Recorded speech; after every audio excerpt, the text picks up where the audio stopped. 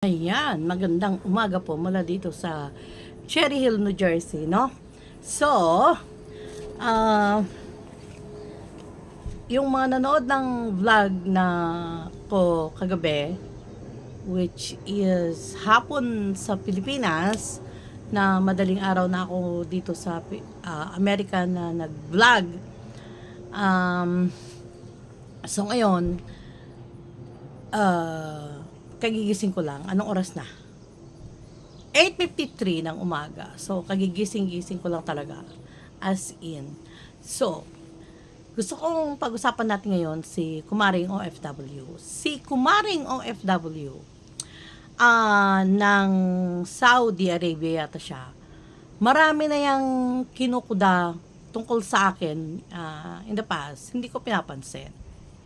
Kasi, hindi ko talaga pinapansin. Ang mga tao lang talaga na kung minsan pinapansin ko is yung alam kong kalibel ko naman ng konti, no?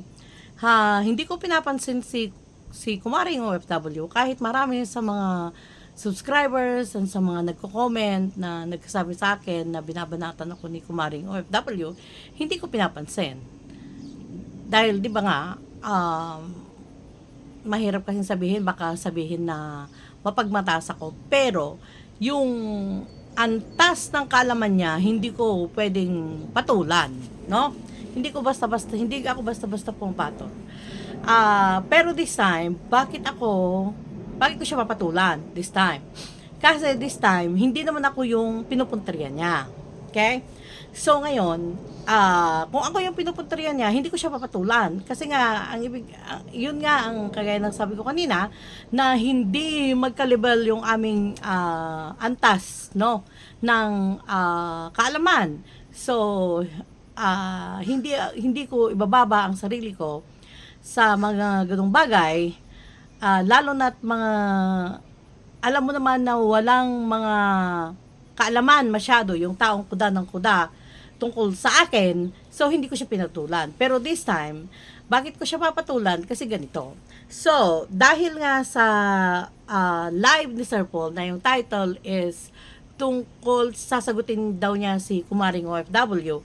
So ngayon, sabi ko, itong Kumaring OFW na naman na to, ano naman ang problema niya sa Pugong Biyahero? Naisip ko, okay na yung magka-problema siya sa akin kasi alam mo yon, yung fan na fan siya ni Krishna, tapos for some reason nakala niya binabash ko yung si Krishna, etc. But anyways, ito sasagutin ko yung video, yung isang video ni Kumaring OFW na dinedepensahan niya yung sarili niya, na sinasabi niya bakit daw siya ididemanda yata ni Sir Paul to think na wala naman daw siyang krimen. So, yung spelling pa nga ng krimen niya, K-R-E-M-E-N,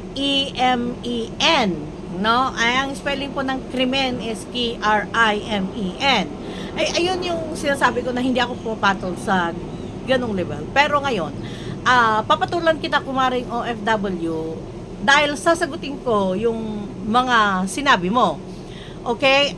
Unang-una, question mo, nakita ko narinig ko yung sinabi mo na ako nga, kung dahil mamimiss ko ang pamilya ko, uuwi ako sa probinsya, kahit titigil ako sa pag-aaral, dahil namimiss ko ang pamilya ko, uuwi ako sa probinsya. Okay, ito yung sinasabi ko. Ito yung isa sa mga sinabi ni Kumaring OFW doon sa vlog na yun, no? Na pag namimiss daw niya ang pamilya niya, kahit pa nag-aaral siya sa Maynila or something like that, is uuwi siya ng probinsya. At di bali nang maghirap at kasama niya ang pamilya niya. Ayun na naman yung doon mo maisip ang tao na walang sentido komon, no? Walang sentido komon. Bakit mo iwanan ang pagkakataon mo na mag-aral dahil namimiss mong pamilya mo? Ang pamilya mo nandyan lang, pero ang pag-aaral mo at umasenso sa buhay, mas maganda at makakasama mo ang pamilya mo later on, at least kahit pa paano may pinag-aralan ka, mas gaganda ang trabaho mo, gaganda ang kita mo, at kahit na later on magsasama kayo ng pamilya mo, hindi kayong maghihirap. So doon mo na naman nakikita na okay, so low level of intelligence, no? So ngayon, iba ang sitwasyon ni Irene. Ang sitwasyon ni Irene, hindi siya umuwi ng probinsya at hindi siya tumigil sa pag-aaral dahil namimiss niya ang pamilya niya. No, that's not. And Irene is very smart. Pero si Kumaring Irene, later on ko siya bibigyan ng reaction. Ikaw muna, OFW. So yun ang sinabi mo, na minata mo ang naging desisyon na pag-uwi sa probinsya at sinabi mo kahit ikaw din, pag namimiss mo ang pamilya mo is titigil kang mag-aral. Well, there you go. That explains. Ito yung isang paliwanag ng kawalang sentido komon ng isang tao dahil titigil sa pag-aaral dahil namimiss ang pamilya. Okay. So ngayon na nasa Saudi Arabia ka bilang isang katulong, ang tanong ko, pag namimiss mong pamilya mo, uuwi ka ba? Dahil namimiss mong pamilya mo? Iwanan mo ba ang trabaho mo bilang isang katulong? Walang masama sa pagiging isang katulong, no? Walang masama. Hindi ko sinasabing may masama sa pagiging isang katulong. Hindi ko sinasabi yan. Pero, pag namimiss mong pamilya mo, uwi ka. So, ibabato ko lang sa iyo lahat ng sinabi mo. And then, sinabi mo na naman, doon sa vlog mo na yon, na sinabi mo, na bakit yung 3 bata na nandun sa Laguna, ngayon si Jeffrey may sakit. At bilang isang ina, iniisip mo lang yung kapakanan ng mga 3 bata na napapalayo sa kanilang pamilya. Ito, ibabalik ko sa iyo. Kung ikaw ay isang tunay na ina, ikaw, mas gugustuhin mo ang kabutihan ng iyong mga anak. Na kahit mapalayo pa sa iyo ang iyong mga anak, mas gugustuhin mo na mapalayo sila para sa kanilang kabutihan, para sa kanilang pag-aaral, para sa kanilang magandang oportunidad. Okay? Si Mylene, nasa Maynila siya, bakit hindi doon na lang siya sa Davao mag-aral? Sinabi mo pa. Unang-una, yun ang gusto ng sponsors. Pangalawa, para mabantayan ang kanilang pag-aaral. Yun ang doon, para mabantayan, para masecure na nag-aaral sila. Kasi pag sila ay nasa probinsya, ito ay sabihin ko sa iyo ito, na Kumaring OFW. Pag sila ay nasa probinsya, malamang sa malamang, hindi sila makakonsentrate sa pag-aaral nila kasi may mga mas matindi mga gawaing bahay doon, pupunta sila sa bukid, pupunta sila sa bundok para matulungan ang kanilang mga pamilya. Hindi sila makakonsentrate sa kanilang pag-aaral. Kaya yon ang isang maganda na dinala sila ni Sir Paul sa pagpunta ng Maynila. Unang-una, isang pribilehyo na madala sila sa Manila kasi hindi lahat ng scholar dinadala ni Sir Paul sa kanila. Yun ang gusto kong isipin mo. No, hindi lahat dinadala sa Maynila. Maraming scholar ang Pugong Biyahero, pero hindi lahat dinadala sa Maynila. Hindi lahat dinadala sa kanila. Okay. So, kung totoong nanay ka, na yun ang lagi mong sinasabi, na bilang isang nanay, iniisip mo lang ang mga bata na mapalayo sa pamilya. So, kung totoo kang nanay, mas gusto mo na palayo ang iyong mga anak para nang sa ganun mas makabuti, nang sa ganun is matutukan ang kanilang pag-aaral.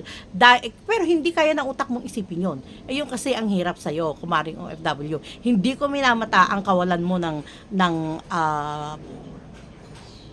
mataas na edukasyon. Hindi ko yung minamata, that's not the point here. Kasi marami ang mga hindi nakatungtong ng college na mga matatalino. Ikaw, hindi mo ginagamit yung utak mo sa pagkukuda mo. Pangalawa, yung sinabi mo, na gusto mo sana dahil may sakit si Jeffrey, umuwi na lang sa probinsya para maalagaan ng kanyang pamilya. Ito na naman ang sasabihin ko sa iyo, ha? Ito ang sasabihin ko sa iyo, Kumaring OFW. At sinabi pa na dahil isa kang nanay, kung totoo kang nanay, no? Kung totoo kang nanay, uunahin mo ang kapakanan ng iyong anak. Kung anak mo si Jeffrey, nakarating ka na ba sa lugar ni Jeffrey? Napakalayo nila sa Kabihasnan. Kung sa pagkakasakit niya, you think na basta-basta siya madadala sa hospital na pagkalayo-layo. Nakarating ka na ba doon? Ako nga yung pinuntahan ko nga na lugar na pinagbigyan namin ng bigas doon at isda, is malayo na yon. Mas malayo pa si Jeffrey.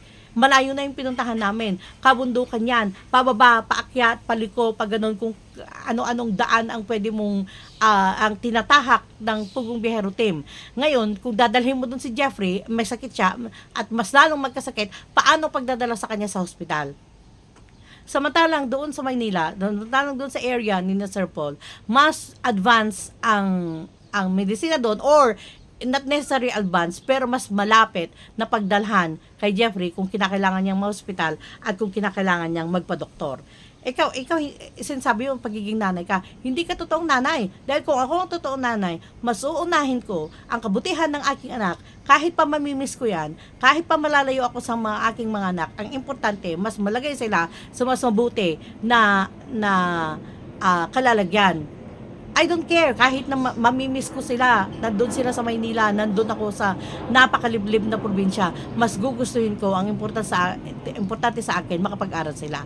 Ang pamilya ni Sir Paul, inaalaga nila ang mga tatlong bata na to, hindi sila hinahayaan na maglagalag sa gabi, hindi sila hinahayaan na magbisyo, hinahatid sila sa school, sinusundo mula sa school, ang lalong-lalo na yung dalawang babae.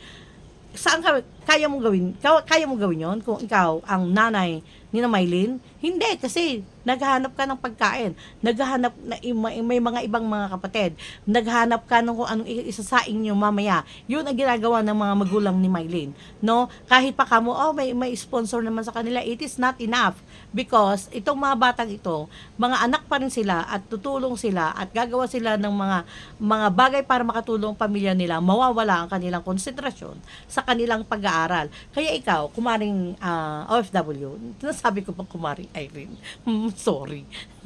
Kaya ikaw, kumaring OFW, huwag kang kuda na kuda, huwag mo kasing ilagay yung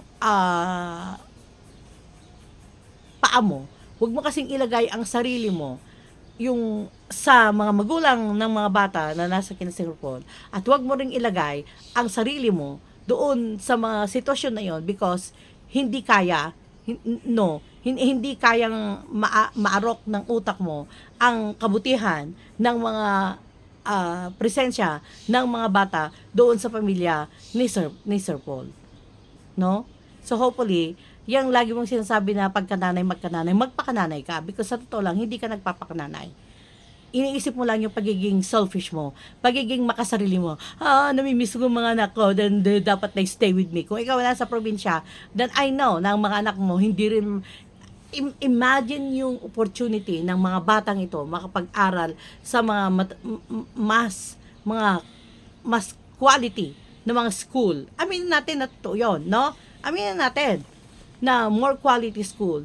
At saka isa pa, bakit mo question ang desisyon ni Sir Paul at ng mga magulang ng mga bata na papuntahin sila sa Laguna? Desisyon to ng mga magulang ng bata.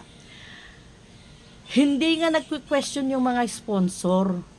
Yung mga nagbibigay ng pera, hindi sila nagque-question. Ikaw nagque-question ka. Sino ka? Kumaring OFW. Ano ang naiambag mo sa mga scholars na to? Para lang sa ganon, question mo at ginagawa mong isang iskandalo ang mga kabutihang bagay na ginagawa ni Sir Paul. No? Dati naman hindi mo naman question dito eh. So bakit ka ngayon nagko-question? I will tell you why.